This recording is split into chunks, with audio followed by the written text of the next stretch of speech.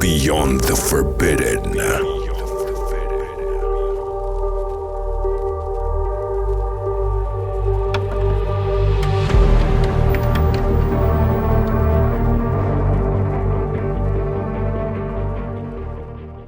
This material from these so-called crafts is analyzed. There is a lot of material that's earth-based and something else, a little something that's not. So I've got a few other things to say here. So I'm wondering whether or not this intelligence is steering us as the cattle, as humanity, into their direction. Very patient forces of making us evolve in an area that is suitable to them, what they want. Symbolically, there is something here, or it could be very old, that we're dealing with a very old intelligence that we won't be able to recognize, that we won't be able to see with our own eyes in this reality. So, how it was that they had apparently told Betty through the famous star map, which Marjorie Fish had created through beads and strings before computer technology came into effect, and they actually found the star system where these so-called greys had come from, called Zeta Reticuli. But my argument is, did these beings come all the way from Zeta Reticuli, hang out in the sky and wait for this lovely, beautiful couple to catch them late at night, do what they do, and then clear off again? Fear is a source of energy for this intelligence. And just lastly, years ago, when I was working on the book Sky Crash Throughout Time with co-author Brenda Butler, you know the book. Anyway, I remembered I was feeling really, really bad. I felt really suffocated. I felt, how can I explain it? Suppressed, like the energies were, I just literally felt, that sounds crazy, I felt like someone in the astral or the ether wanted to kill me. I was finding it difficult to breathe, and I thought I was going through some kind of what they call psychic attack, although there's no way of proving that. But we do know that through military, I mean, you're a military guy as well, you're military, but within the military, they had trained troops, Ingo Swan, into remote viewing and also remote influencing. So I remembered when I was writing that book, in the kitchen where we live here, and there's the doors open to the hallway, and I saw this, the only way I could describe it was this military man running towards me, and that's all that happened. Then he disappeared, and it shocked me. And I remembered when I walked away from it for a couple of weeks, I felt really good. I felt really great, like I could breathe. But then, of course, the carrot dangling pulled me back. It's like I've got to go back in there because maybe the system wants me to stay away from it. I mean, I'm no more important than anyone else in this. They wanted me to stay away and try to access this. So I believe in cases, sensitive cases like Dr. Carla Turner, and of course the controversial Phil Schneider, who we all know that he allegedly committed suicide under very strange circumstances. You'll find the system will come in and denounce you, and this is the really frightening thing of what they could possibly do to you as an individual, how they could bring you down. And the public will believe it because the public are programmed. They believe anything you watch on the news, bar from those people who are woken.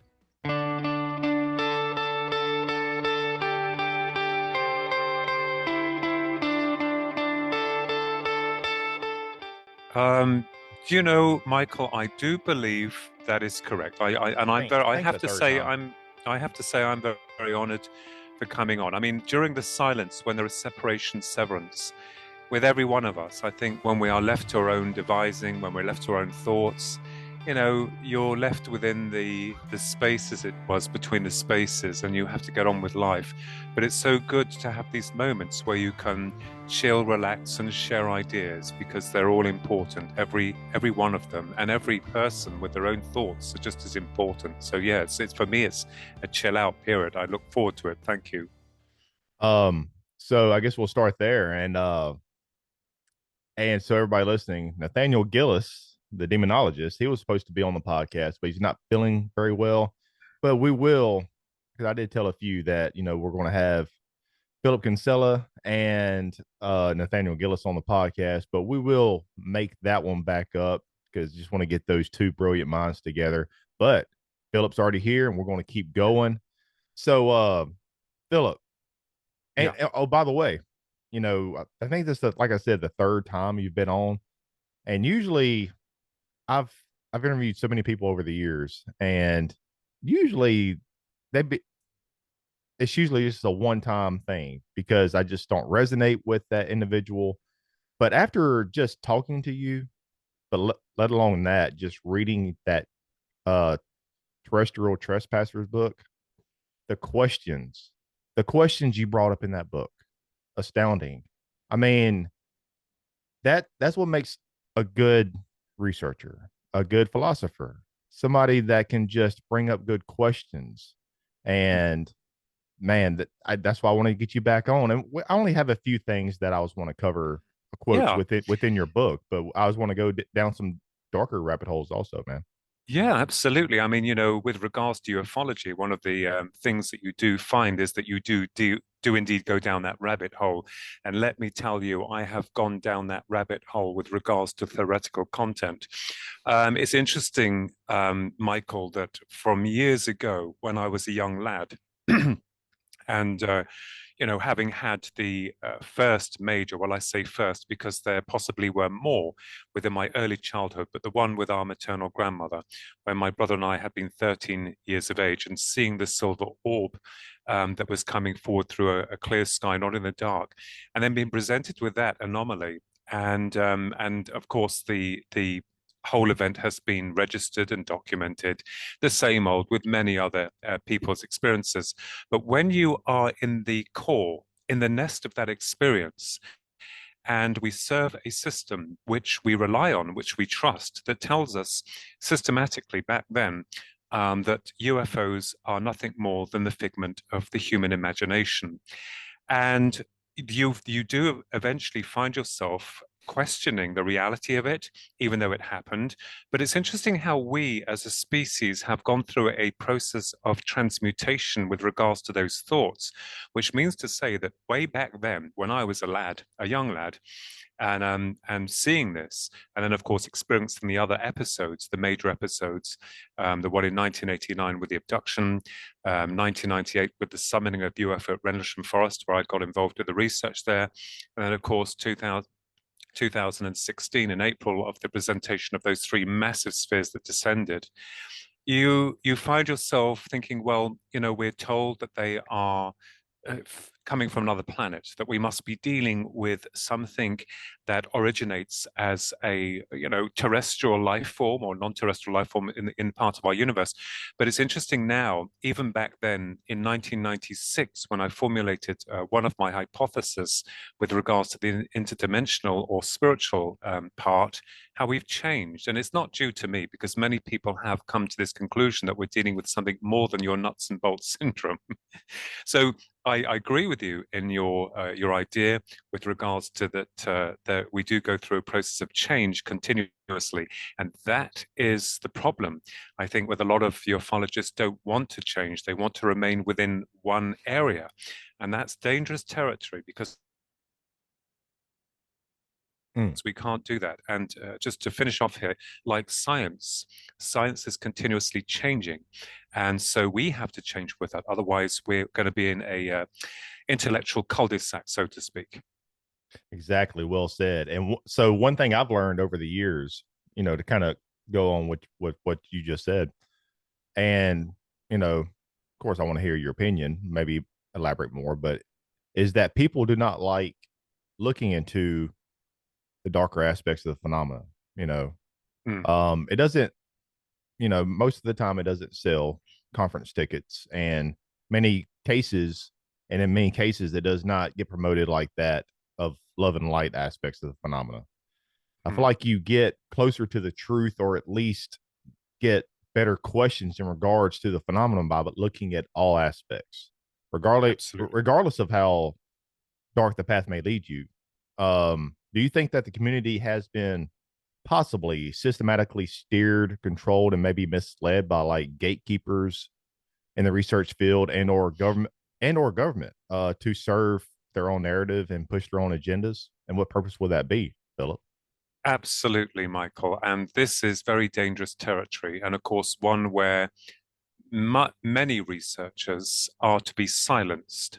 Now, the love and light nature, well, I don't discount that there are beautiful, wonderful, benevolent beings out there. We hear of the angels, we hear of spirit guides. We are talking, of course, interdimensional communication, or those situations where these beings have presented themselves in the flesh, so to speak, or appeared in front of their individual so that they can see them as physically manifested before they go out again.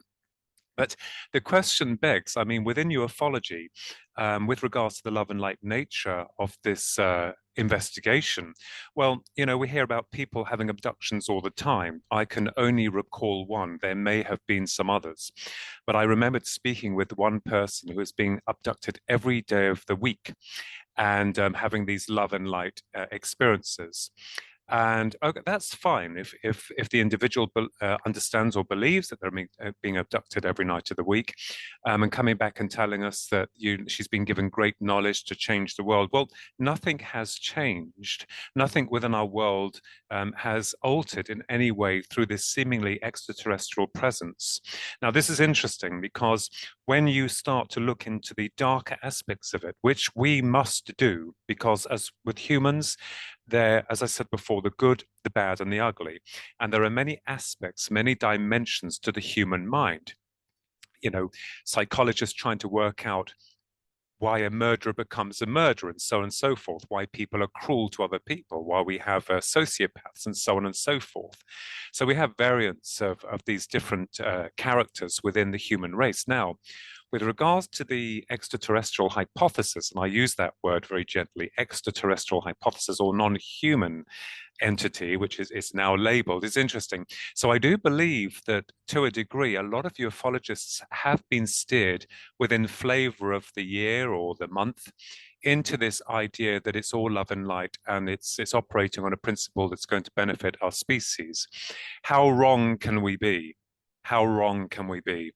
And, you know, taking into account also not just elements within ufology or now UAP research, unidentified aerial phenomena, along with non-human, non-human entity, non-terrestrial entity, whatever you want to label it as.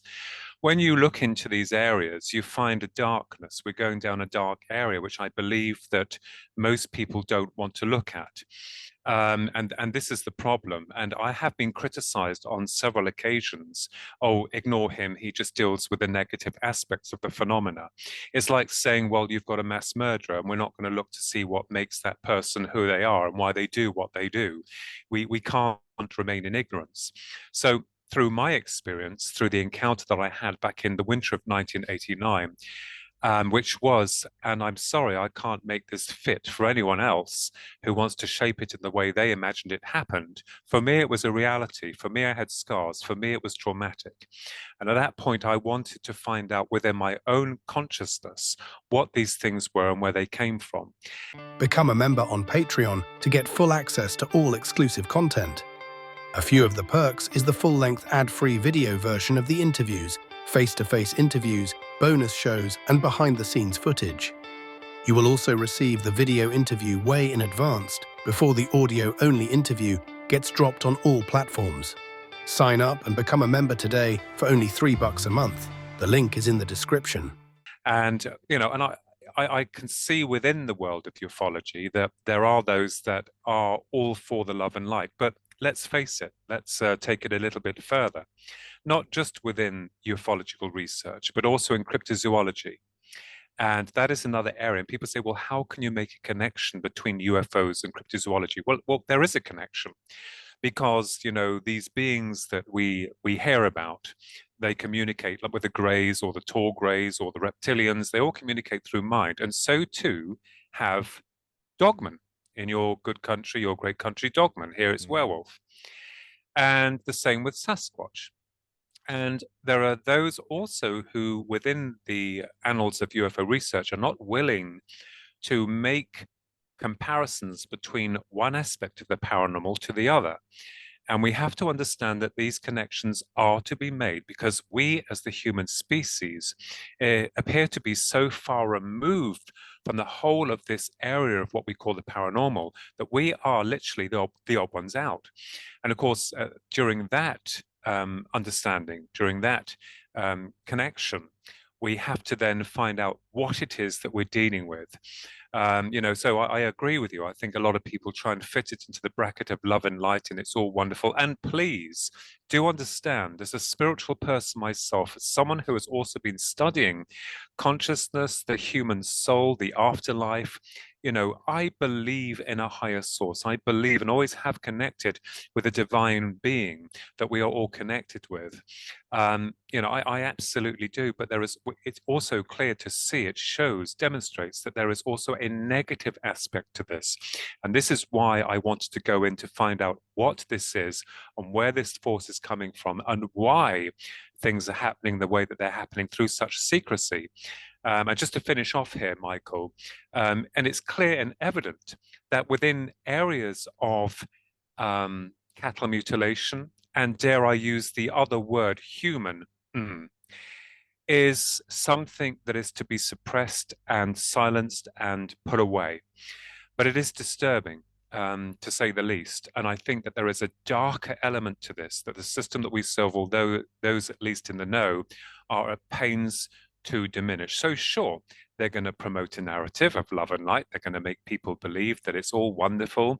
And it's wonderful also, isn't it, to understand that a belief, a faith in something is wonderful because there's no way of measuring that at all. Or, give it to the public, let them have it, wonderful. The moment that proof starts to become apparent in isolated areas, that then poses a big problem for the system we serve. And I think there's much more behind that than we readily are available with regards to that information, so to speak. Well said. With these experiences that people via downloads and other physical experiences that certain abductees and or experiencers experience, rather they are benevolent or malevolent, how do we differentiate and discern what one is actually is experiencing by these beings, and how do we know that they do not have alternative motives? Well, it's the same for our species as the human. With the human, the model of the human as it currently stands, how are we to know whether or not that human is a good human or a bad human? How do we know that behind the facade they aren't really a bad person when they're projecting themselves as a good person? It's a very difficult question to answer.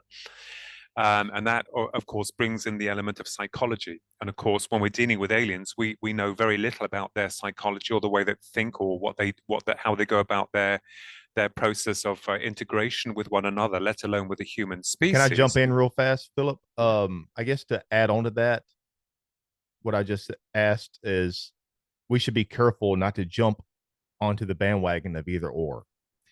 Absolutely. And I agree totally with you. And I'm not pandering to one or the other.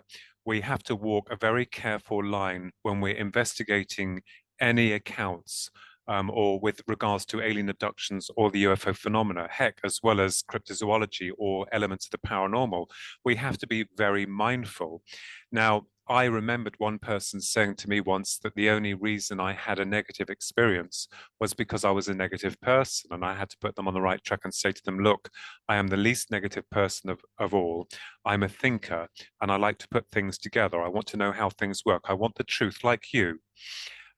So, I've been told that through my experience that I had with reptilians, I can now, for years state there were 3 of them and a grey on board if it was a craft. I assumed it was. And then the other 2 that led me down to the ground, and the noddy type character that I met at the end of it really shook me to the core because nothing was explained to me. Now, if you're going to take someone within our understanding, you have to have their permission if that person wants to go somewhere.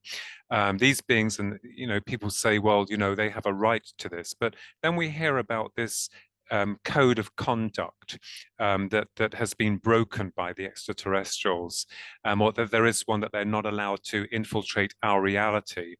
So it gets very confusing when we're dealing with varied elements of greys, tall whites, reptilians, mantis. It goes on and on and on. And this is why I wanted to look and see, well, where are all these guys hanging out? where are they all? Because we're in a physical universe and they seem to be removed outside of our physical reality. And that's like going back to the heyday when most people were of the opinion that they were coming from another planet, i.e., from our universe. But then it gets even more crazier because we're finding that, with regards to these beings, most notably the Greys, and if I may mention the reptilians, there does seem to be an agenda. And I think that what's happening is that the UFO phenomena at large, along with the alien abduction phenomena, is being bracketed into little boxes. And going back to that connection of where we have to create these links because they do seem to be connected. And from my idea, there does appear to be some kind of agenda that is not to be given to the abductee or the experiencer. So it gets very confusing because we're dealing with elements of the human psyche, which these beings know they can infiltrate very easily. And so they could possibly change the way that experience comes across to the individual while they're going through their experience. It's rather like a near-death experience. And I've studied enough of that. I'm no expert in any of this, trust me. I don't think anyone is, but within the the core of the near-death experience, when I had this opening or this download, the one and only time back in 1996 to try and find out what the Greys were, it was like there was an opening. With regards to the near-death experience, that seems to parallel the abduction phenomena, but they could be operating on separate levels entirely. So one wonders whether or not we are dealing with spacemen or we are dealing with a force that is operating on a lower field of awareness or a darker element there with regards to their plans. Because with regards to the Greys, what's interesting about them, and we've gone through this before, but it would be nice to touch base, is that they seem to be clones. They are able to communicate through telepathy. They do not understand empathy of love, of color, of taste, of all these smells. They don't seem to have any of that. That they seem to have been robbed of those elements, and they appear to be interested in the human. Because the human has these attributes which are seemingly denied from them. Now, we've had people telling us, well, the grey is this, the grey is that. Well, that's great. We can formulate a hypothesis through all these differences of opinions. We still don't, as of yet, know. But one thing is for sure, they are elusive and they remain within the shadows. They do not wish to come forward to our species and, share all their knowledge, all their information. It's almost as if they are at pains to keep themselves away from us. And then you get the arguments saying, well, humans are bad and they'll kick butt if the Greys connected with them or vice versa. So this is where we get into very complicated and deep situations with regards to thoughts about this.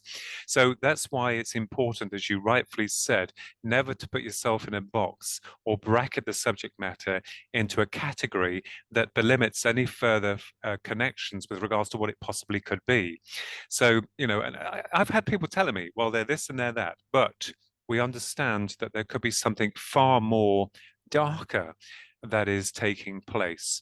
And I think we can see aspects of that developing now, and certainly with regards to that word called transhumanism, which appears forefront to the systematic plans of our elite, as it were. And I have some questions to go upon that. And I Yeah. have a large passage from that I will read after a while from your book, Terrestrial Trespassers, talking about OBEs and NDEs. But before we get into that, a quote from Dr. Carla Turner's book, Taken, quote, in spite of what some prominent abduction theorists tell us about avoiding thinking in terms of good and evil or positive and negative, when it comes to the aliens, this simply cannot be done, nor should it be. For these women, for my husband and myself, for all abductees, knowing that we have been made a part of this agenda and that we have been implanted, trained, and programmed to participate in some future scenario, how can we not ask to what purpose our minds, bodies, and souls will be used? How can we put aside our rationality, our learned wisdom, and our ethics to trust the words and actions of beings whose nature is kept hidden from us and whose agenda involves the entire world? End quote. Yes, that is very powerful and a very tragic ending to Dr. Carla Turner's life. I've read her books, I read them years ago, and I do agree with her in all aspects of that, because I'll tell you for why. This is, you've got to look at the system that we serve. You've got to look at the way it directs information, and a lot of people are awoken.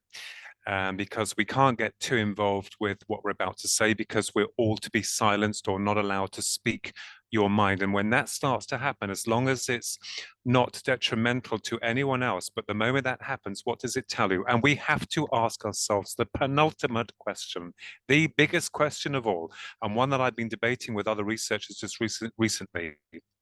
Why? Ask yourself the question, why it is that the UFO, and I'll call them UFOs because that's how we've known them, phenomena is one of the most closely guarded secrets ever.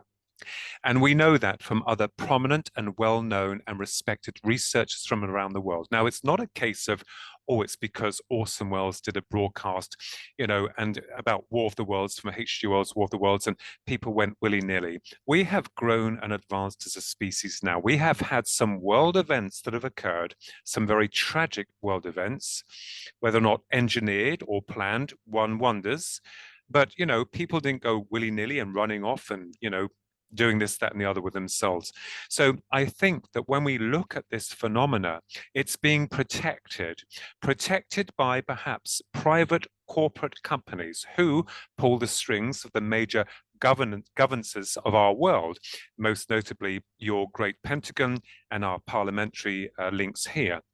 So there is definitely a wall, and I've always wondered, why is it that this wall is ever present? What is it that they are so afraid to reveal to the public? And I think it's quite clear within its symmetry, because we have already dealt with a system, and we're still dealing with it now, who has continuously programmed the public, not just into the belief that UFOs are mere airy-fairy, or they're held within the annals of belief or in science fiction programs, but other areas where the public have been programmed on a limited level, totally, completely.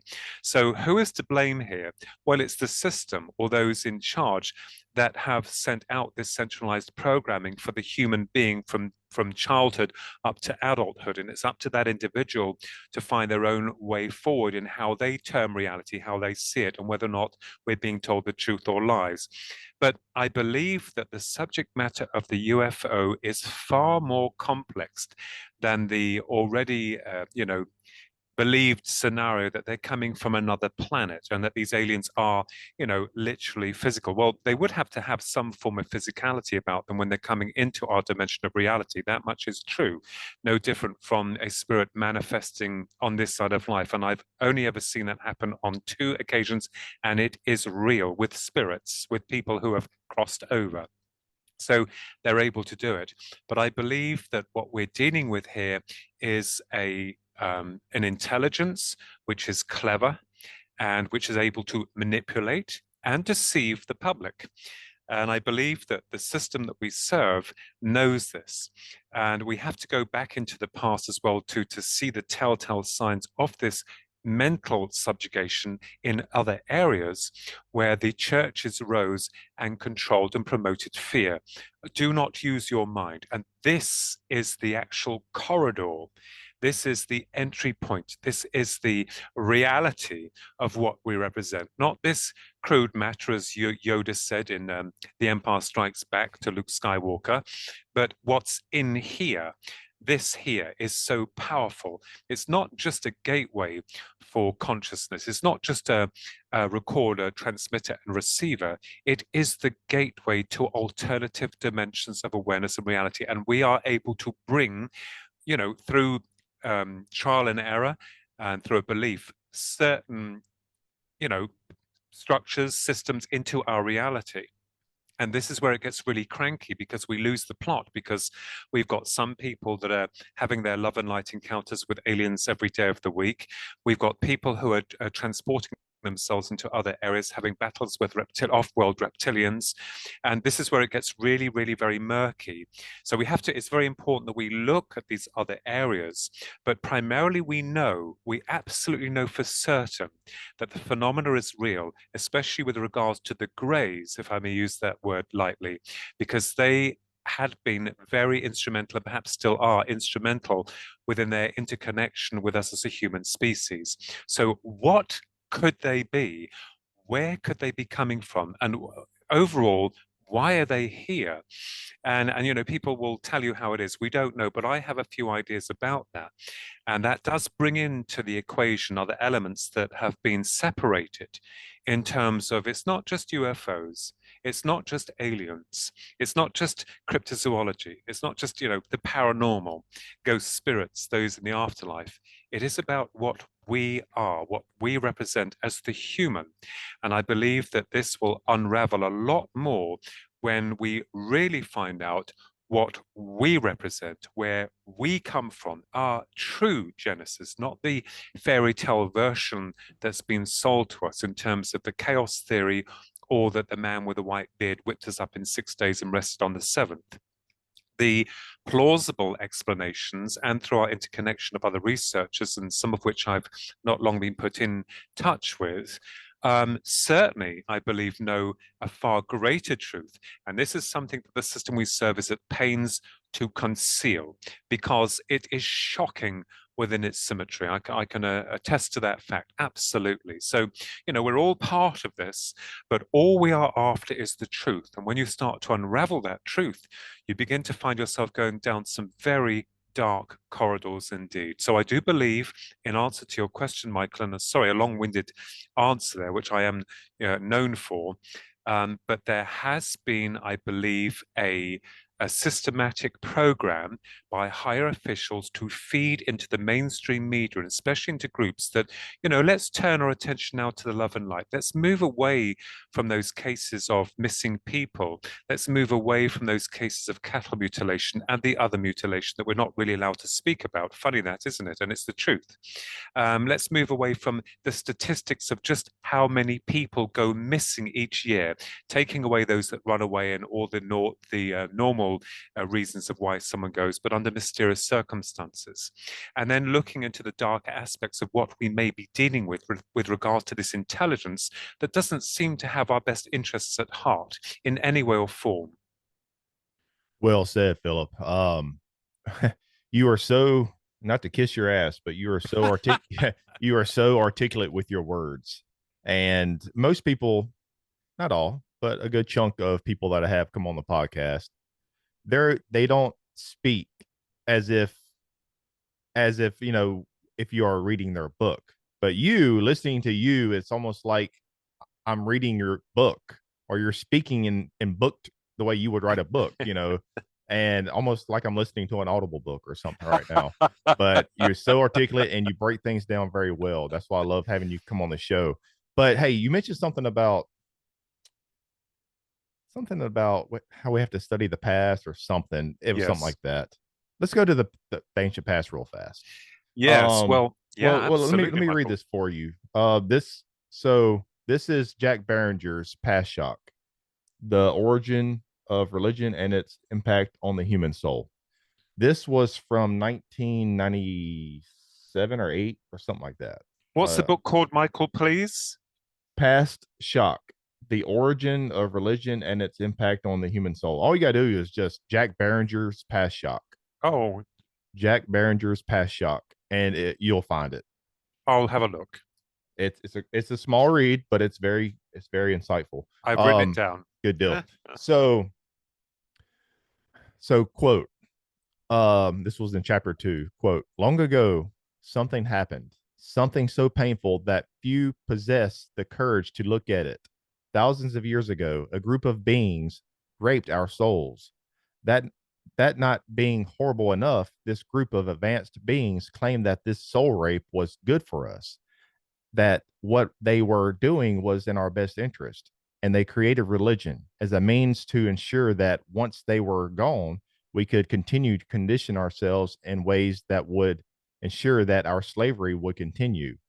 These beings claimed that they were God and they were per, per, per, perpetuated upon us some of the most, this font is really small, I'm trying to read it, upon us at the most ungodly acts in human history. These so-called advanced beings used us. When we became useless, they discarded us. While they spoke of saving our souls, their actions reflected acts that contributed more to destroying our souls. In that ancient of days, we were newly formed, immensely naive, and dangerously trusting. These advanced beings told us that they were our creators. Increasing evidence shows that, at least to some degree, this might indeed be true. They also told us that we would be rewarded if we obeyed them and did exactly what they told us to do. In this area, they were deceitful. They rewarded us only when it served their needs. From their godly perspective, we were created by them to be exploited by them, to serve them, and eventually to worship them.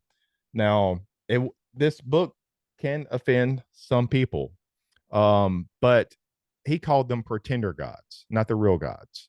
But to go on with what I just said or read from that book, his book, Pashok, could the creation of religion be one of the ultimate tools by these non-human entities or whoever, these aliens or whatever, these pretender gods that Jack Barringer talks about in the ancient times to deceive the human race by symbolically masquerading behind these religions that they created? It could be no different than any entity throughout time hiding behind different masks, such as angels, demons, fairies, goblins, jinns, and extraterrestrials, just to name a few. Did these non-human entities, aliens or whoever, create religions to keep the human race obedient and in a constant state of servitude while we show the classic case of Stockholm syndrome, in which we align and agree with our captors and oppressors? On top of that, what if religion was all incrementally created to harness our energy to these non-human entities? We pray, we meditate, etc. Where is that subconscious or conscious energy going to? Could this be a huge and covert deception by these non-human entities? What say you, Philip? Yes, well, I agree. And I have to say to you, most definitely, when we're looking into the subject matter of extraterrestrial intervention, the past tells us a lot about what's happening at present. And with regards to the ancient codices that are being deciphered by really wonderful translators, not just within Italy or other areas of the world, the version that we have, and this again will offend people, and everyone today is offended. I have to amuse myself there because they're getting to the stage where they're trying to shut us all down. The system, that is, by not being able to voice an opinion or have intellectual debate, they find it offensive. Well, suck it up, because at the end of the day, we're dealing with truth, and that's what we're looking for. I'm not interested in being offended because of your faith, your belief. I respect that completely and totally and utterly, as long as it doesn't, force other people to remain silent. Now, the ancient codices, going back into ancient Akkadian text and Sumerian, you name it, tells a different story of gods that had visited the planet. And, no different from what we as a human species now as cloning, genetically engineering. We all know that. And Zetai Zitrin and other researchers like Paul Anthony Wallace, the brilliant author of the Eden trilogies and that type of, because he's written quite a number of books. I'm in touch with him, a brilliant researcher, and he's in touch with many other translators who have told him that these holy books are understood, the real language, but they can't release it to the public because the public have been programmed. So it's interesting that these gods of old had created the human, but through, I believe, an error that may have occurred going back into the very beginning of our creation. That is to talk about Gnosticism, and of course, those texts that were hidden and buried and found, obviously, as we know, in Egypt, and tells a different story and puts most of what we assume together. Because when I was a kid, I thought, well, who is God and where is this man? And I always had this idea that we were created by some kind of extraterrestrial intelligence, but it would make sense to assume that we as human have something they don't have. And it's interesting because I'm working on a new book at the moment. I told you earlier, Michael, which is not, when I say spiritual book, it's not all holier than thou. It's looking into the incarnation, reincarnation, and Genesis parts. And it appears that we have something, obviously, that the extraterrestrials that are still around today want. not, because we are so far removed from them. And it's interesting that they have had their hand in our human affairs. I mean, the dragon, for instance, the reptilian, has always been prominent throughout the ages. The prayer and dedication to these ancient beings. So I believe that they may have implemented this whole structure of religion in order to contain human consciousness through fear. And what do we have today? We have fear, albeit in a completely different area. Back in the day, it was much more easy to control the public. If you did anything that was outside the elements of your mind, if you did anything that they considered witchcraft, you'll be burned or drowned. And it was far easier to control the public then. And even people who stepped out of line, would you believe, were punished? They were beaten, they were imprisoned. They had to stay in line with regards to the way that the church has infiltrated their commands and their wishes. Now, what's happened today in our modern world, they're utilizing a different type of weapon. It's a psychological weapon. And it's still keeping us contained within our thinking, in our approach, and our understanding of how things are. So I believe that this force, this intelligence, is absolutely wanting something we have. And it is clear, even today, that the intelligence is still here, because what's going on continuously in our world, no advancement, no development, no, in terms of free energy, in terms of health, in terms of people having the life that they would like to live in a limited short space of time that we are afforded here on Earth. No, we still got wars. We still got fear. We still got propaganda. We've got all this mixed stuff. So I believe that this force is still here and ever present. And I also believe that what's going on in our world cannot be executed by humans. It's impossible. People will laugh at that hypothesis, but whatever is here has been here for a very long time. And there does seem to be an agenda, because it could literally wipe us all out. So we're obviously needed for something, but we're also a hindrance to it to some level. And I've always wondered that. So people may laugh, but I've always considered within my own mind that this force is still here, and it cannot be human because of all of those controversial subjects that we are not allowed to talk about. We are enforced to remain quiet or silent or threatened to be shut down because you have an opinion. And that becomes dangerous grounds. Again, going back to that question of the UFO hypothesis, why? Going back again, I think it's becoming clear here why there is a big no and a silence, a war with that. No, we don't want you getting past that point. We don't want you to know what they are, where they come from, their technology, such as it is, which we would be of the mind, perhaps what we would consider to be magic. There's something there. And I believe that when the system promotes all this love and light narrative and it's all wonderful, of course, everything flows nicely, doesn't it? But it's not bringing any evidence to the table. What have we got? We still have nothing, which tells us that we are dealing with something that is so far removed from the human and the physical nature of our reality. So here, Michael. Well said. And it could be in our genetic makeup to where deep within our subconscious minds, or even conscious minds, where we, as the human race, we like being oppressed and told what to do and how to do it. Maybe we were created to be a worker race, and always having an overarching figure telling us what to do. Maybe that's within our code. I don't know. Yeah, well, if you think about it, this opens up a can of worms. And I believe that, looking into the afterlife, into those varied levels of the afterlife, and many scholars within the past have addressed this, the lower planes, the astral planes, the higher planes, this hierarchy of the journey of the soul, of the spirit, as it were.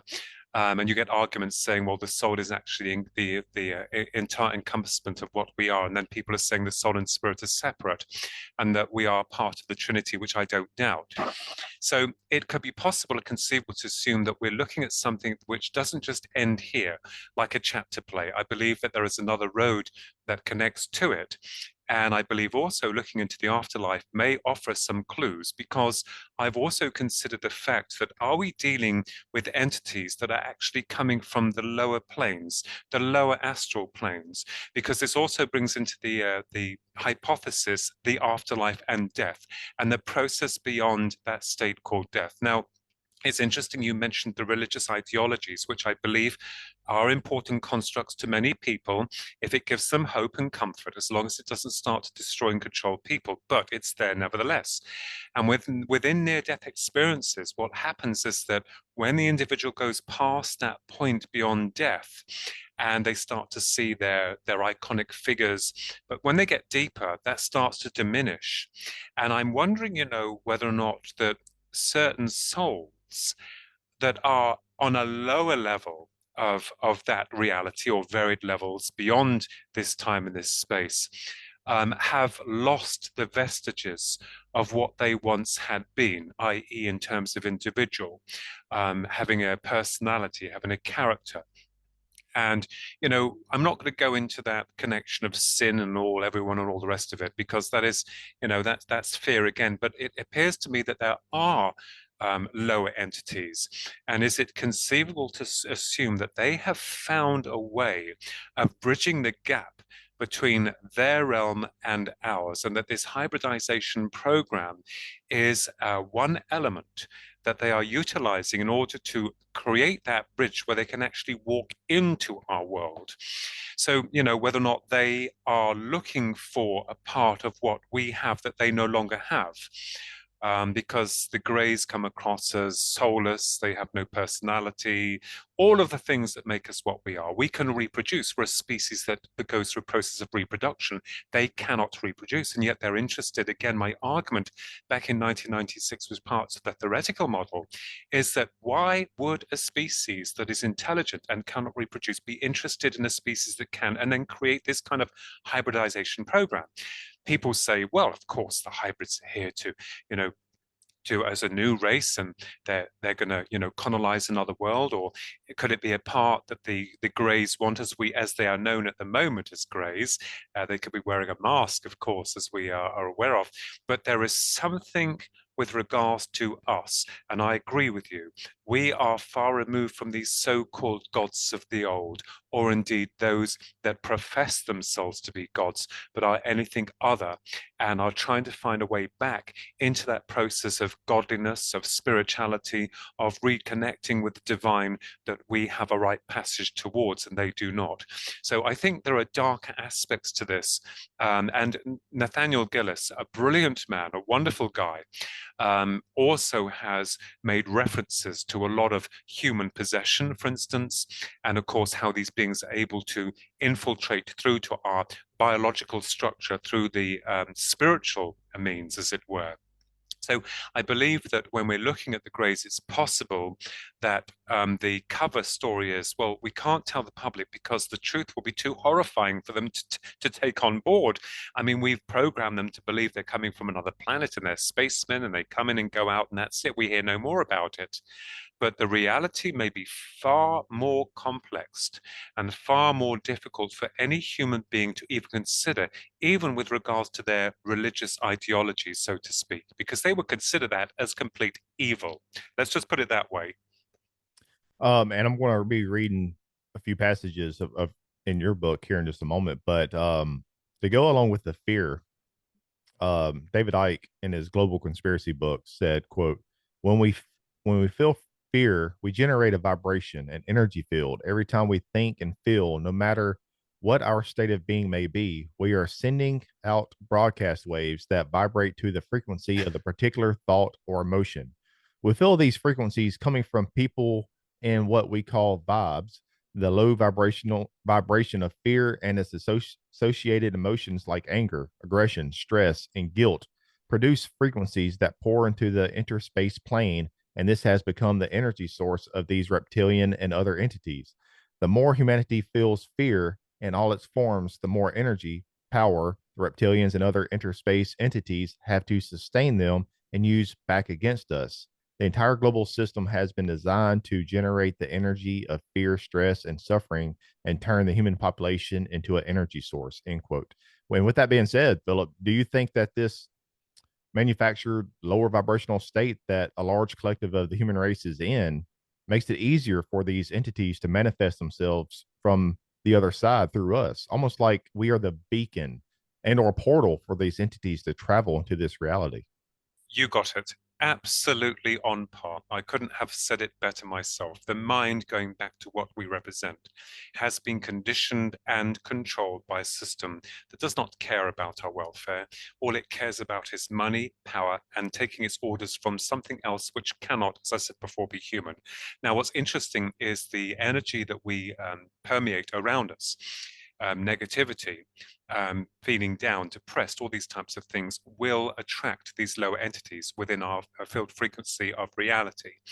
Love and light can actually pull you away from that. And this is interesting because I used to do a few experiments and they worked. And it told me categorically, although it cannot be proven scientifically, these experiments worked. We live by a system which has contained the whole of human consciousness into, being a little bit dramatic here, but most of it is fear, misery, control, mental subjugation, all these terrible things, the wars that are manufactured over and over again. We could go on and on and on about transforming or terraforming this planet into a beautiful place where people can be who they want to be without any prejudice. And we, you, me, and many other people love all people from all walks of life, no matter where they come from or their philosophies. You know, we should share and connect together as a united front. Could you think or believe how amazing that would be if we all walked together in peace and harmony? You said And something. I'm sorry, Philip. You said something about terraforming. yes, Maybe over the centuries, and I hate to interrupt, but maybe over the centuries, it's been a long, methodical uh, agenda or plan or whatever to terraform our minds, our subconscious, yes. the deeper aspects of us, what makes us human. Yes, and that is where I'm going to come to, because we could terraform this planet in the way that we want it to, because we are controlled by an elite that's very few but very powerful, because they invoke this fear continuously through propaganda, through news, disabling our human consciousness. And there are two parts to this. I believe the world is being terraformed. I really believe that. I spoke to some other researchers recently, and they agreed. They believe that the systematic programming, the systematic terraforming is taking place. But this force is so patient, you see, so very, very patient.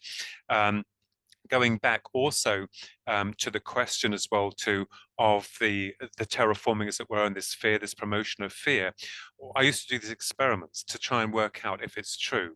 As a kid, whenever I was really, really happy, so happy, I wanted to be happy for everyone, I always found the situations around me would become the reverse, where people would be horrible or things wouldn't go right.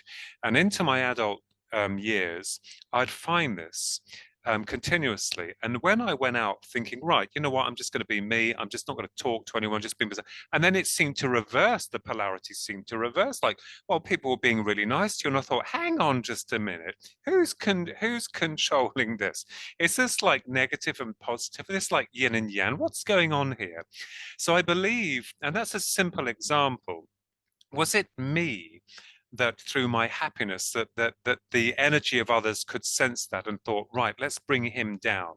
So what we're seeing here is not just about ufology or about aliens. We're looking at a system that's so advanced within terms of its understanding of human psychology and of course these energetic vibrations that we produce. And you said about David Icke, a great man. I love the guy. I think he's on to a lot of things and has been for many years. Look what happened to him and look at him now. God love him. But he's right about the energy vibrations, because we have been taught as a human species that this crude matter is the only thing that's real. But what's really real is the spirit, the soul, and of course the energy that which we each have, that we each send out into the world. And we're aware of that even on a very low level of psyche. You could walk into a room of 10 people and there'd be one of them like, oh, you haven't said anything. They're like, whoa, there's something wrong about that. It's the energy that you're picking up on. Now, think of that on a united scale with an extraterrestrial or so-called extraterrestrial force that actually is feeding from that fear, from that subjugation, because I understand that they need us primarily as that source of that energy. And if every single person, human that is, on this planet was to lift their vibrations up to the level of, complete no fear, no mental subjugation, united together with it. And people, this is why the system also, look at the hippie years, the 1970s, those wonderful, I was just born then, but the hippie years, love and light, you can understand why. But the system, what it did very cleverly was put it in a bracket, like flower power, man, all this type of thing. Let's put it in that bracket. Let it look as though it's just a phase that it's coming and going. But really, those individuals knew what they were doing. And every single time on this beautiful, wonderful, precious planet that we have that's being destroyed, every single time that there is something that starts to come above that level of fear and mental subjugation, something the system sends in brings it all crashing down again. We can see already certain events that, again, we're not allowed to talk about are taking place. And the system that we serve is getting very cocky and almost like not careless, but not really caring that people are now waking up saying, hang on, sir, I need to ask a question because this doesn't seem right. So I believe that we are, and it sounds crude, the cattle for this intelligence, and it's paving a way forward towards its ultimate agenda. So what that agenda is, we can surmise, we can hypothesize about that. And I was just speaking to a guy from Australia, a good friend of mine, and he told me, he said, do you know, Philip, I've got to tell you something here. Because, we bat things backwards and forwards like we do here, Michael, you and I. And, we don't have the answers. We have theoretical models, we have theories, we have ideas, and that's important. He said, do you know, Philip, he said, a lot of these things are coming from the ocean. And he said, the greys may be aquatic. And I thought, well, I have heard that before, and it's quite possible. We can't denounce that fact that, their skin's like a dolphin's and they come from a submergible area, although, you've got to take it with a pinch of salt. But he did say to me, he said to me, do you know that most ships, I can't remember the exact terminology because I'm not in the Navy. I'm not a sailor, you understand. But most ships are not allowed to cross certain areas of the ocean. And I had a good old mate many years ago, who I looked upon as like a father figure. His name was Pete Castle, and he lived with his wife, Di, and they lived in Wilstead, a village just down the road from us. And at nights, Michael, I've got to create this beautiful scenario. He was into UFOs and paranormal stuff. His bookshelves were filled with everything, and he was in contact, because the internet wasn't around then, with people through the old typewriter all across the world. And I said to him, Pete, we used to talk about UFOs. I mean, I've been involved in this since I was like 13, I'm interested in this since that the event happened. But I'm still no expert. But I said, Peter, what got you involved in all of this? What got you interested in UFOs? And he said, well, he said, I'll tell you that when I was in the Navy, because Pete was in the Navy, they both passed over now. He said, when I was in the Navy, I said, we're on this ship, and I'm sorry I can't claim my sources, but please, I hope you trust that I'm being honest with you. I'm sure I have the letter. I had loads of letters from him somewhere.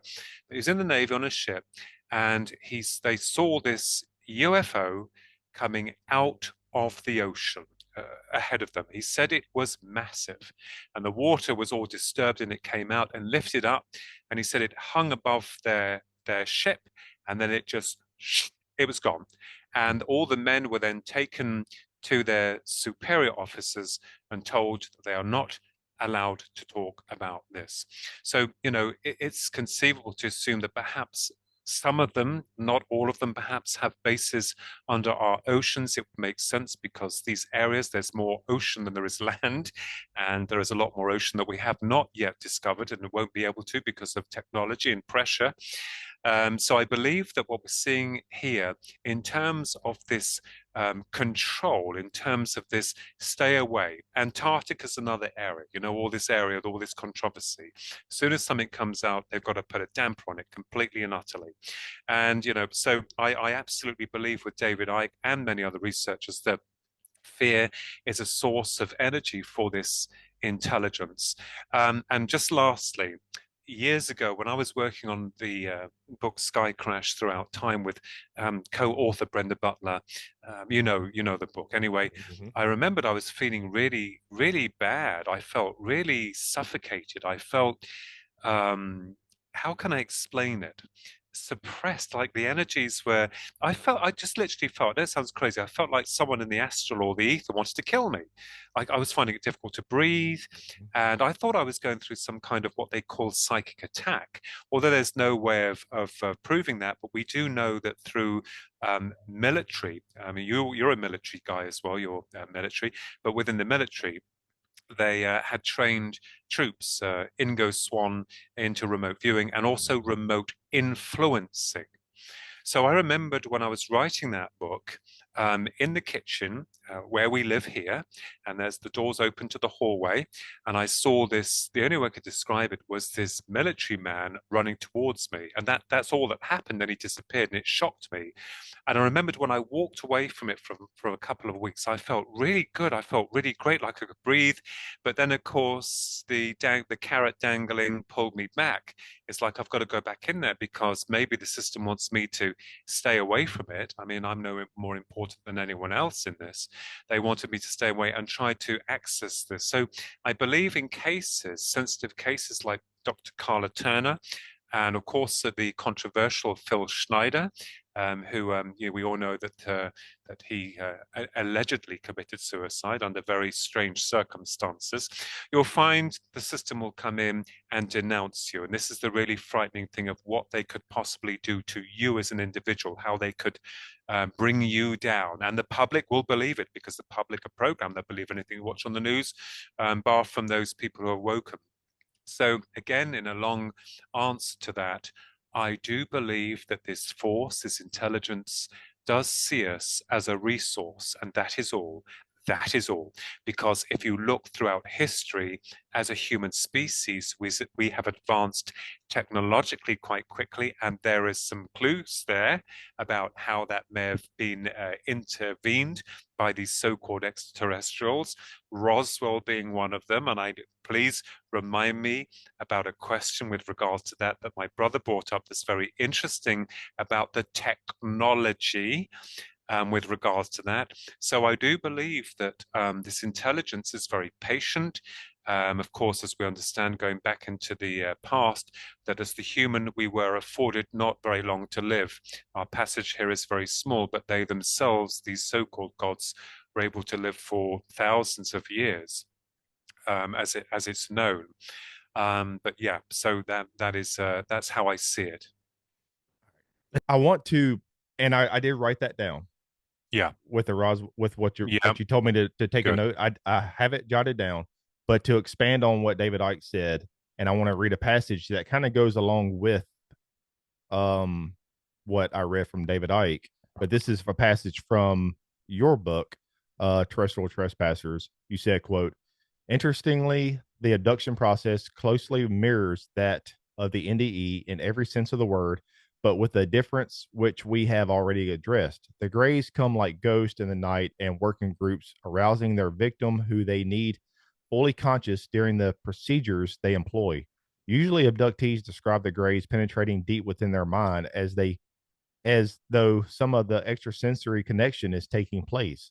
The entities appear to be able to extract the real you, consciousness, soul from your physical body temporarily, so that the abductee will be matched by the Gray's vibration of reality and where interaction is now achievable. Because the process of soul extraction is being forcibly utilized by the Greys, unlike the natural process of soul detachment when death ensues, the consciousness of the abductee is no longer in its original matrix where the normal processing of data within the brain flows, causing time for the abductee to stop. And you're going to say this may also indicate why such memories of the abduction are hard to retrieve from the victim's point of view, and for the simple reason that the abductee is now within a distorted state of awareness and that the physical body, the conduit, has been temporarily switched off. That's correct. Yes, fascinating, isn't it? Yeah. That was a theory that I had back in 1996, and that actually shows that we are perhaps dealing with an interdimensional force that is able to forcibly remove the real essence of what we represent. And this is why there has to be connections to be made, not just within the annals of UFO research, but also within near-death studies, because we're looking at something that is interdimensional, that is away from our um, physical matrix, as it were. And in cases of people say, well, they come back with implants or marks, as I did, or allegedly with an implant within the right ear. And I say allegedly because it was never proven within the medical establishment here in England. They didn't want to look at it. They acknowledged it. Now, when the real essence of you is removed temporarily from its physical housing, rather like a near-death experience, an ND ear will communicate with those beings on the other side through telepathy. There is a sense of timelessness. And if their body, their physical body that's left behind is in a state of disease or corruption, in a lot of cases when they return back to the body, their body goes through some kind of rejuvenation where they are healed. Now, within the abduction phenomena, this is where the mirroring effect takes place. And this is my work back in 1996, where the mirroring effect takes place. The abduction seems kind of similar, but albeit in a different dimension of reality altogether. So it's interesting that whatever they do to the astral body, which is the real essence of what we represent, when it's returned, it's still attached, still connected. It will still affect the biological counterpart, because this is how they're able to shift from our material realm into the domain that they exist in. Almost like in the Matrix, that they said if you die in the Matrix, your physical body dies also. Yes, that's correct. Absolutely. So they will bring you in a point or space, a moment where there is interaction before they return back to their domain. And this is very interesting, especially where the processing of consciousness is concerned, because we operate within the earth sphere. We are natural elements biologically of this earth sphere, but of a spirit that comes in from a separate source altogether. That is another very complex angle that we can take. But that will take a long time. But in essence, what happens is that because we're centralized within our programming, within our conscious interaction with one another, within our memory recalls, when you are taken outside of time and space, the biological mechanism is no longer being utilized. It is the astral projection that is being connected with, and that is being temporarily removed from its earth-based biological spacesuit, so to speak. So this could be the reason why a lot of people don't remember their abductions, but people will say to me, oh, but hang on a minute, Philip, you recall your abduction very clearly and in minute detail. But I have a feeling with regards to what happened to me, I can't be hypnotized. No one can regress me. It's very hard for them to do. So that could be a possibility why. Or there was some kind of like something from their end where I had forcibly didn't want to go along with what they wanted to go along with, and they rejected me because I asked a question, an outward question to the last grey: how the hell am I able to get through solid matter? Locked and bolted. How is that possible? And of course, he went into a kind of like malfunction and was mimicking what my brother had done earlier that night when he got into a trance and said there's going to be an earthquake or grandma's going to die. So we're looking at elements of time and mimicking between these beings and what we do. So I believe that absolutely that the real essence of this force does not encompass the physicality that we know. Most people believe that they are AI technology. We have to take that into consideration. I didn't feel they were robots. I thought more cloned than anything.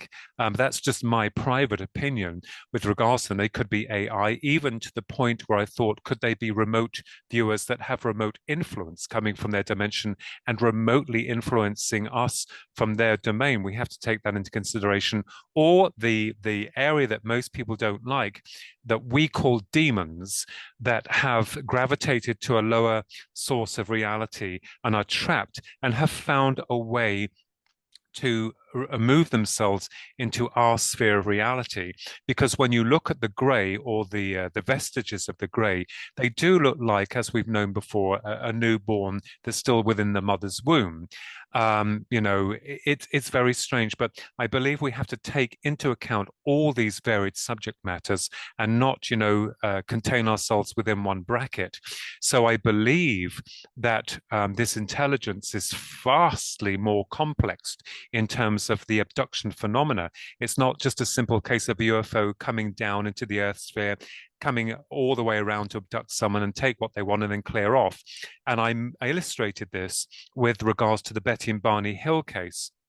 How it was that they had apparently told Betty through the famous star map, which Marjorie Fish had created through beads and strings before computer technology came into effect, and they actually found the star system where these so-called greys had come from, called Zeta Reticuli. But my argument is, did these beings come all the way from Zeta Reticuli, hang out in the sky and wait for this lovely, beautiful couple to catch them late at night, do what they do, and then clear off again? Because if anything, the individual will also, when they've had an abduction, normally under general circumstances, go through fear, then anger, and then they may go through a process of transmutation where they will see their experience as something that's beneficial to them. I have gone through that as well too, but that does not mean to say that we're masking the origins of that actual abduction to begin with, because that was raw in nature. That was as raw as hell. But I believe that as human beings, as spiritual beings, we try and find a way of, not glamming it all up, but changing the way we think, changing the way we see, and trying to move away from that in a positive light. Because we remain within that negative light continuously, what will happen is it won't help us in any way or form. So I believe that, yeah, absolutely, with regards to our consciousness, or let's use the word astral body, that the essence of what we are, the spirit, the soul, for want of an argument, is brought into their filled frequency of dimensional awareness. And I think that's very interesting of how these beings do it. And I have to go back to that question, that very good question that you prompted, Michael, there, about, love and light and helping humanity. It feels to me, and especially with my work, that a lot of people do not want to address this. They do not want to look at it. But my argument is, where the hell are they? And why have they not presented themselves to us with clear intent to tell us what they are, where they come from, and why they aren't giving wonderful people like yourselves and many others out there the secrets to helping our species evolve, as opposed to being in this restricted bubble that's depressing and full of fear and destruction and hatred that's being imposed upon each and every one of us. So I believe that there are multiple connections to be made, not just with the alien hypothesis or the UFO phenomena, but also with what's happening with us here now. And I think there are clear signs, clear indications that there is an agenda. And it's not me. And this is why, going back once more, the system refuses to acknowledge it, because once they say, yes, people, we have UFO technology, we have the biomechanical forms on cryogenic freeze, but now we've got to tell you the bad news. And of course, they're not going to do that, are they? No. So let's go ahead and get into what you told me to remind you of with your brother Roswell and the technology. There was an aspect that you was kind of wanted to go down into with that. Absolutely. So I've also been looking into the process of how these beings come into our reality. And very simply here, there are parts of our world that are hazardous to us as a species. If we need to go into the ocean, we need to be protected. And the same with space travel. In the limited space travel, that we're not conquerors of the universe, we've merely stepped out of the Earth's stratosphere, for want of a better argument there. But we still need protection. We still need a suit with which to, survive in these different atmospheric conditions or intense pressures within the oceans and so on and so forth. Now, we're dealing with an apparent extraterrestrial intelligence that seemingly has integrated with our species, and in a way, in a process that is so far removed from our science. Indeed, we have to go into quantum theory in order to try and understand that, and even that sometimes can be mind-boggling. So in terms of this force penetrating our world or coming into our world, I believe that it needs to build itself, construct itself into our reality. And there are telltale signs, possibly through cases of cryptozoology. Yes, there are connections to be made. I'm not saying that the greys are the cryptids or anything like that, but we're dealing with an extraterrestrial interdimensional force. And I've argued this also with the dogma, a famous, fascinating subject. But they obviously appear from somewhere, and I believe it's possible that, take for instance Roswell, the very famous and controversial crash landing of a UFO. And we then hear of the army stating, first of all, excitedly that they were in possession of a crashed disc. That's how they said it. That was not of Earth origin, allegedly. And then, of course, changing the subject matter and the whole story to a Mogul weather balloon, a secret scientifically tested Mogul weather balloon. So secret, as I've said before, in fact, that the army, or indeed the scientific corps, didn't even know it was there until Mac Brazel went and informed the sheriff, who then informed the army, and they went out, and the rest is history as we know it. But through the crash retrieval, what's interesting through certain whistleblowers, and I don't doubt most of them, especially within the areas of the United States military, industrial, and scientific units, brilliant men and women there. But what we understand is that with regards to Roswell, I know that Philip J. Corso, Colonel Philip J. Corso, was involved with spilling the beans with regards to whistleblowing with the Roswell bits and pieces that were found. What's interesting is that, we understand that technology that's now created was through laser, with, a lot of other bits and pieces that were retrieved from that object. So we understand. But my brother has stated, isn't it strange, don't you think, that the craft, like most crafts, come down in desolate regions, and almost like they need to be discovered and then cannibalized by our military and scientific corps, and then utilized into our technology. But the technology was just enough. If it's to be believed, think about this, it was just enough for us to understand and then replicate. Now, if we're dealing with an advanced intelligence, I always had this wonderful idea that it would be so beyond our level of understanding, we won't be able to, engineer it, back engineer it, so to speak, is the right word to use.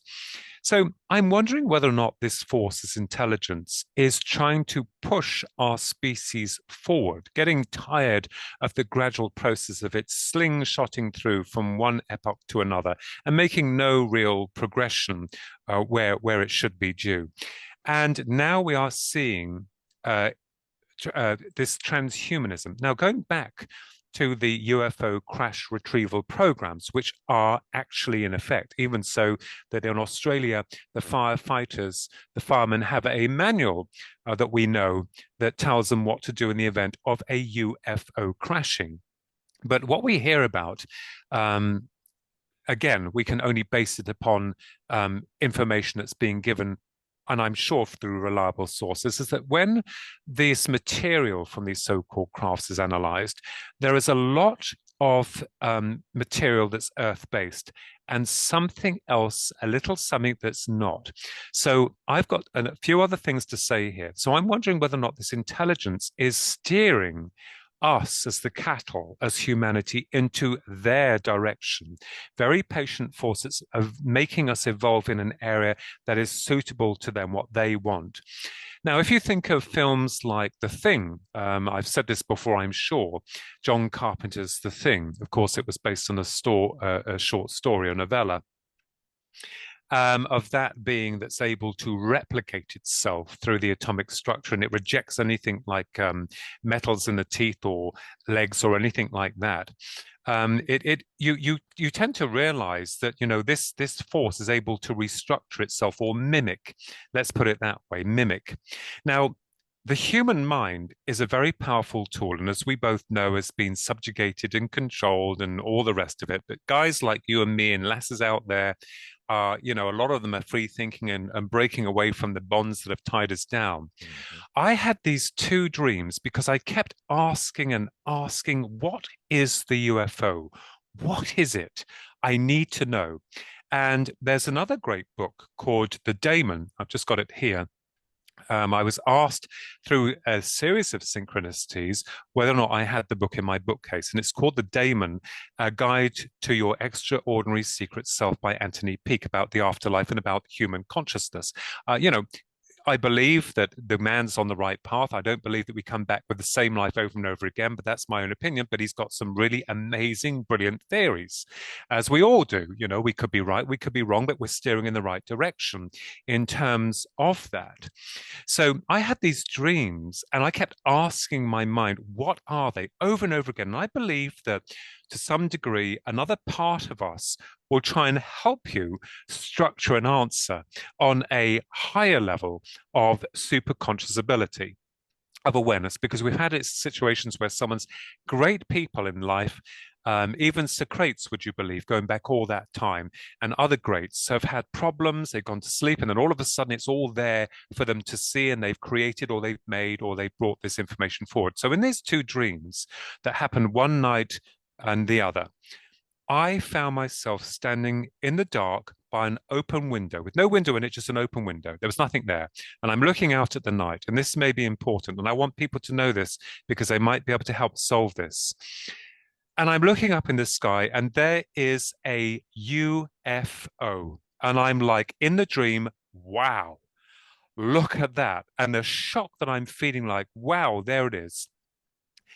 There it is, ladies and gentlemen. They are real. I don't know why I had to convince myself of that fact, but within this dream, it's like they are real. There it is.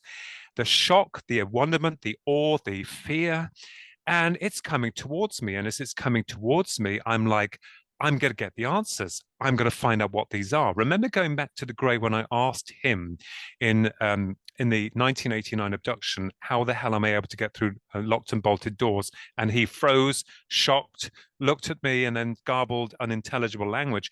Well, in this dream, as I call it, as the UFO was coming closer, I knew that I would get the answers. I knew that I would have it. And as it came closer and closer, the UFO became smaller and smaller and smaller. And I can't remember which came first or the other last, but the first one was of me holding this dirty old bottle. Now, the next night, the same dream ran through, exactly the same, but as the UFO came much more closer to me and I was able to hold it, it was a metal bar that was all rusty. And I'm thinking to myself, there is something in there within symbology that is trying to get through to this thick skull of mine, this hardened skull of mine, to try and work out what this is. And I thought, well, does it mean to say that the phenomena is presenting itself in a magnificent way and something that we ourselves would never be able to fathom? Or it could be that the phenomena is masking itself into something that we would even notice in an everyday way, rather like the old bottle. Oh, I can't take notice of that. I'm not saying the UFO is an old bottle, but symbolically, there is something here, or it could be very old, that we're dealing with a very old intelligence that we won't be able to recognize, that we won't be able to see with our own eyes in this reality. So I just wanted to point out that going back to this intelligence that seemingly crashes a lot of its crafts in remote areas. It's very rare for a UFO to come down in a built-up area. Don't you think that's very strange? People say, well, the pilots, oh, you know, they're diverting it like we would. Well, our pilots would do everything that they could. God love them. If there was a case of a crash, they would care for other people. But we're talking about an intelligence that is not connected with the humans. And so these crashes are within these remote regions, very strange. And it's almost like, well, and I know that my brother had mentioned this in one of his books, and which was set and ready for publication just before Jack Vallet's book, which Jack Vallet says that we're being gifted by them. So it's interesting, I think, that we're working along the same lines because we're all important, whether or not you're the wonderful Jack Vallet, and I have met the wonderful man briefly once, or you're, you know, Joe Blogs like me down here in the research area. But it's interesting how I believe that this intelligence is forcibly moving us as a species in the way it wants to go, where it wants us to go. And of course, then bringing into the transhumanism. So we have to ask ourselves, if there is an agenda, where is this agenda leading us to? What is the ultimate goal of this force? Because we can't see that at the moment. But I believe that many people are on the right tracks with regards to the way they're seeing this terraforming in terms of the chemtrails, in terms of environmental disruptions going on. It's almost as if we're being told, we want to lessen the population. We don't want that many of you here. So we're going to try and use different areas of getting rid of you, but in a way that the public won't notice. And if they do notice, we're going to put an official Secrets Act on it so they can't get that information. You understand? So it's quite interesting, isn't it, Michael, there? It is. And something that I've been contemplating over past several years to go along with what you just were talking about. Why are we being steered by some other non-human intelligence to push transhumanism, human 2.0, artificial intelligence, where we merge with the machines, or, you know, we live in like Arthur C. Clarke's science fiction dystopian world? Why?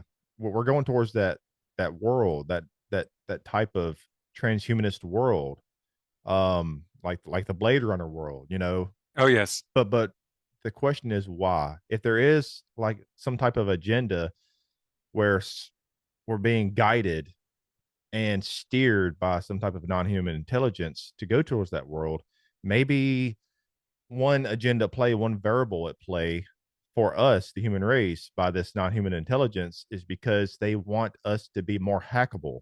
And they know if we can merge everything, like if the cities become more AI, if we put brain implants into our, you know, into the Neuralink or whatever God other types us. of into our brains, everything becomes automated, and AI is basically really running the world. Yes. And we get these implants just in our bodies in general. We become more digitized, almost like more of a kind of like the Matrix in a way. Maybe they need that type of world for us to live in so that we can become more hackable. But then you can say, why would they want us to be more hackable? Is it because our essence, our soul that they're after? Maybe that if we get into that type of world, that transhumanist type world, AI, human 2.0, maybe that's like us in the Matrix being plugged in.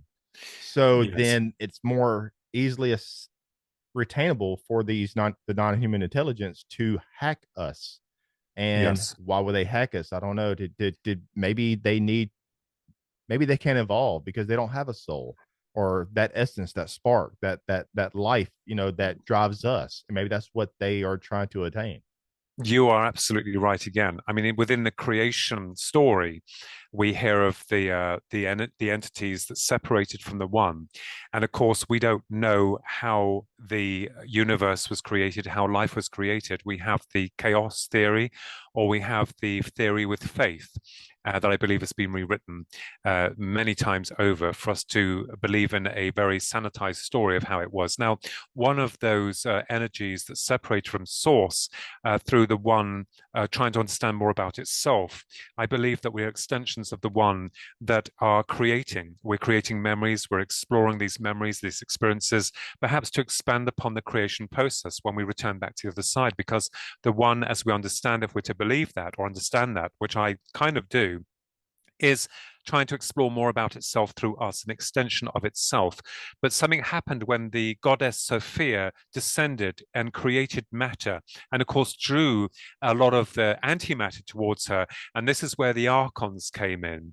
And what Sophia did was then create the blueprint of the human, which was far different from the archon. Now, what's interesting about this, good and bad, it is prevalent. It is here. It hangs in the balance with every single one of us.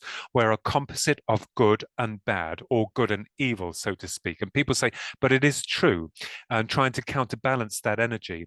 But there seems to have been another force, the archonic force, the archons that were created. And it's possible because we are part of divinity, because we are part of love, because we are part of expression, of creation, of all these things that as a human, we are remarkable. We're absolutely incredible beings. This is another thing that the system does not want us to understand, that this here and that there, called the heart and the mind, and I'm talking about the spiritual heart, the love heart, and also the mind, can create the most incredible things. But this force seems to be denied of that. Whatever's happened, there has been a descent or fall with regards to these beings, whatever they are, and they are wanting that part of us that they have been denied, that they don't have. Now, this also brings into the equation of the creation story with regards to extraterrestrials, as we call them, gods that had created man. Now, think of this. Man rebelled because we were created as slaves. And I always joke, and I've said this many times before, nothing as much has changed today, because human beings are still the serving force to apparently the humankind, not alien kind now. And you hear about the deluge to try and wipe out this creation that the gods had made, and leaving Noah, which was one of the hybrids or the half-breeds towards these extraterrestrial intelligences from the past that we knew as gods. And of course, life began again. And then we get to the point of like these masters coming in, like Christ, Muhammad, all these elevated masters that came to try and warn us, to tell us that we are not just biological automatons, that we have what they call a solar spirit, and we survive, we transcend that state called death. And of course, just taking an example here, without getting too involved with the religious ideologies, because people have their own beliefs, but one of them, Jesus of Nazareth, and he actually was hated by the establishments, and of course because he was involved in secrets of the mind, of the betterment of our species that the system couldn't have.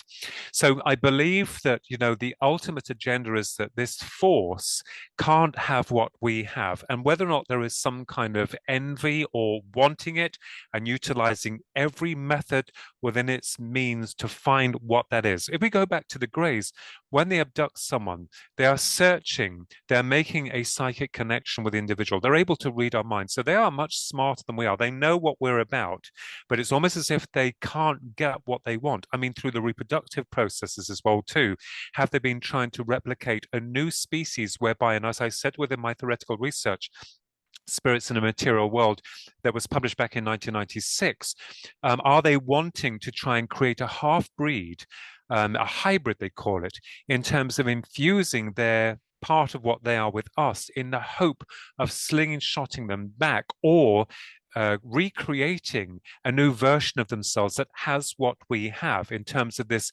mutation or this reconnection of the genetic material, astral material, whatever you want to call it. To them, when we're brought into their full frequency awareness, they unite with that spark of consciousness, the soul, the spirit, which is not physical in nature. So one wonders whether or not now, because it can't get that, it's moved forward, and the Greys, unfortunately, through their creation, have been denied that right of individuality, which the system fears and does not want. Now, interesting, going back to the creation of the original models of man, It went through varied mutations, of course, like anything. Like us scientists, if they started developing humans, cloning them, I'm sure they've done that. Now, originally, the gods created the Adam, the Adama, and of course Eve, but the Adama that was not meant to reproduce. Now, just take that, it was not meant to reproduce. So it would be a workforce that would be created and then die. But genetically, as we understand it, they were allowed to reproduce, and this became a problem.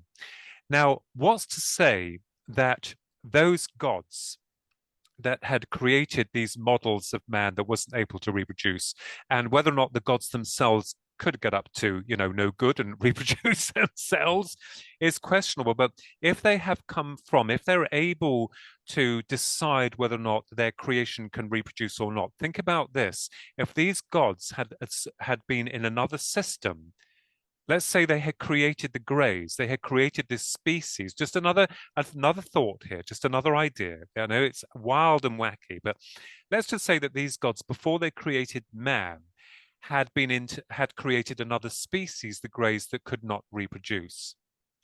And then they come to this world, and then they create man, fusion of them and a hominid, the ape. This is why I believe that there are connections to be made with the mammal and with us being spiritual, because we're on terra firma, we're on Earth, we're in this plane, this reality. Now, those beings that they had manufactured, it's a bit like Prometheus. I thought about this. They've come towards a world trying to find their creators and then finding us and thinking, hang on a minute, we're denied the right to reproduce. We're in spiritual stagnation. We can't go anywhere. But they've created, there's something new here, a new model. And maybe this new model will afford us some understanding of what we are, where we come from through this. So it's kind of like, we can take it in varied areas. But a lot of this does stem back to antediluvian times. And this is what the system we serve is so adamant in covering. And also take on this.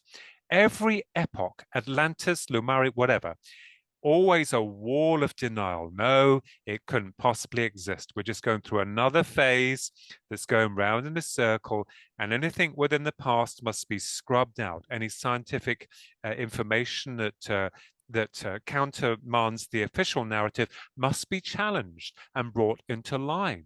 So we can clearly see that there is an agenda, and that this is not just decompartmentalized into separate areas. I think there's a whole lot, a chunk, that when you start putting the dots together, you start to see a very disturbing picture about what could possibly be the intentions of this ultra-terrestrial, extraterrestrial, non-human entities agenda. Do you understand? So there we are. I do go round the long way with things, don't I, Michael? I'm sorry. No, don't apologize. You, like I said many a times, you break things down very well. And I'm a typical layman person, perspective here in the South, in the States. And, some people that I have on the show, they speak in code. You know what I mean? Yeah, it's almost like I'm plugged into the matrix trying to decipher the code, but you break things down very in a layman's type. And even with your books, you break things down very well, and you're very articulate with your words and how you unravel the whole phenomena. Well, let me put in here, as the Americans say, well, listen to me, brother. I love that word. Listen to me, brother. I'm a layman as well. And, I am very much grounded. I am of no one of importance in terms of the structured system of how we see this. But I am a thinker like you. And when you start to look into this, you have a wonderful mind. We all have minds. And one of the things is when you're looking for the truth, for anyone out there, for an ardent, a beginner, or someone interested, never, ever, never put yourself down, because you have this wonderful organ here. It's called the brain, and it's literally a gateway, a portal to these other dimensions of reality. And that's what we are discovering. So those people who are having their love and light experiences are perhaps connected to that experience. It's not serving them in any way in terms of the experience that they're having. And this is where I had really bad time trying to get my head around the Galactic Federation, the tall greys, the reptilians, for instance, that were rejected by a lot within the UFO Department of Study. But see how this is all coming back now, and how I believe that there is literally a plethora of other dimensions of reality that come into your individual psyche. And the greys you see have, and this is another argument, have able to hack into our human psyche. Like the signals to a mobile phone network system, they can get in there, they can filter through your memories, your experiences, everything, but there is something they cannot find. And I believe that now, as you have rightfully said, correctly said, with regards to the Matrix, plugging us in, they're going to try a new method of extracting what they want. And it reminds me of the wonderful and amazing, incredible, but late Jim Henson, who was the creator of the wonderful program called The Muppet Show. I used to love that as a kid. I thought he was a genius. But he created a program called The Dark Crystal. And what's interesting in that is that within the program itself, and they actually adapted a new version just recently, very well done, that has strangely been cancelled. And a lot of the fans wanted the next installment, but for some strange reason, it was doing very well and they had the viewers. And it's like, no, we can't have any more. And I wonder if the reason for that is a lot of fiction tells fact, because in the Dark Crystal you had the reptilians known as the Skeksis, and of course you had the Gelfrin, which were like the humans, the very loving, peaceful people. And what the reptilians were doing was that they were draining the life force from the Gelfrin to survive, to ultimately bring about immortality. And I thought about that, because there's a lot of programs that actually, and like the Matrix, absolutely incredible program, which tells us, well, is this reality or is this illusionary? Are we locked into this realm? Are we tricked into the process of reincarnation to come back again? That's another area that I'm looking into, because David Icke did make me laugh when I saw him talk live last year. And he said, and I've got to say it, and I love the man, he said, why the bloody hell would I keep reincarnating back on Earth? And, when you see space, my God. And if people say, I look at space, and what does that tell you? We are looking at something that is an enigma and makes us feel so very small, although we are great. There is a much larger picture here. So this is areas I've been contemplating, but certainly with regards to the essence draining, going back to feeding off fear, there's a telltale sign. And I thought, I wonder if it's because the system is, knows that a lot of fans are out there watching this program. They're going to say, hang on just a moment. I think that's what the system's doing to us here. You know what I mean, mate? That's what I think's going on. They're draining me of my energy. So there's a lot of truth in fiction, because the mind generates from thought, creates it, we evolve it, we bring it into this reality from that side into here. And I think if the system knew that people have got that worked out, they're like, oh no, we got to get in there and control your thoughts. We got to bring that consciousness of yours into a very narrow band, so you can't think outside that box. Oh no, we just want you as a walking, talking automaton that obeys, pays your taxes, asks no questions, and then dies. But we are fighters, freedom fighters. That was in V, I think. V, yes, V. We're rebels. Yeah, the rebels. Yeah. Oh, yeah. I'm a bit slow. I didn't see that on your t-shirt. Rebels. Yeah, that is great. Yes, the rebellion. Well, Philip, man, this was a treat, honor, a privilege. I can't wait to get you back on the show to discuss more. Maybe we'll go into reincarnation, more into NDEs, OBEs, and tackle one of your new books that might be coming out soon.